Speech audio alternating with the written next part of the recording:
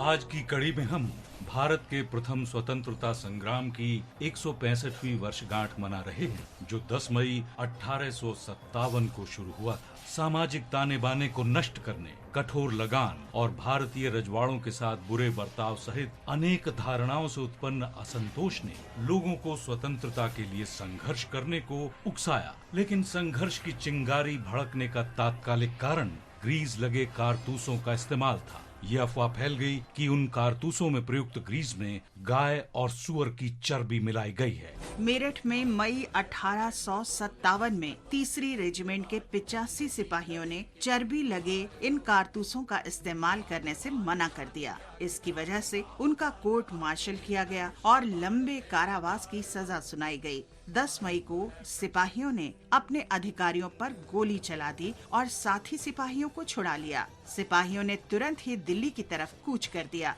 दिल्ली पहुंचकर उन्होंने 81 वर्षीय बहादुर शाह जफर को हिंदुस्तान का शहंशाह घोषित कर दिया। शीघ्र ही संग्राम की ज्वाला उत्तर पश्चिमी प्रांतों और अवध तक फैल गई। दिल्ली हाथ से निकलना अंग्रेजों की प्रतिष्ठा के लिए बड़ा नुकसान था। जल्द ही स्वतंत्रता संग्राम की आग पूरे उत्तरी और मध्य भारत में फैलती गई। दिल्ली में बहादुर शाह जफर, लखनऊ में बेगम हजरत महल, कानपुर में नाना साहेब, झांसी और ग्वालियर में लक्ष्मीबाई और तात्या टोपे, बरेली में खान बहादुर खान, प्रयागराज और वाराणसी में मौलवी लियाकत अली और बिहार में कुंवर सिंह प्रथम स्वतंत्रता संग्राम के प्रमुख नेता थे। ईस्ट इंडिया कंपनी ने भी तेजी से कार्रवाई की। सेना की सहायता से सितंबर के अंत तक दिल्ली पर दोबारा कब्जा कर लिया गया। लेकिन स्वतंत्रता संग्राम को पूरी तरह से दबाने में अंग्रेजों को लगभग 1 वर्ष लगा। 20 जून 1858 को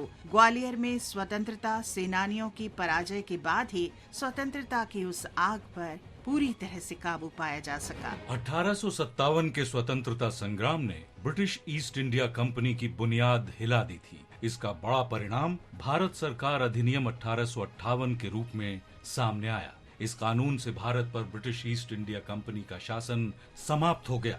भारत पर ब्रिटिश राज की शुरुआत हुई और प्रत्यक्ष रूप से अपने प्रतिनिधियों के माध्यम से भारत का शासन ब्रिटिश सरकार के हाथों में आ गया। 1857 के प्रथम स्वतंत्रता संग्राम ने ऐसी चिंगारी लगाई और ऐसी ऊर्जा का संचार किया जो मातृभूमि को स्वतंत्र कराने के लिए अंग्रेजों से संघर्ष जारी रखने के लिए लोगों की प्रेरणा का मुख्य स्रोत बनी रही।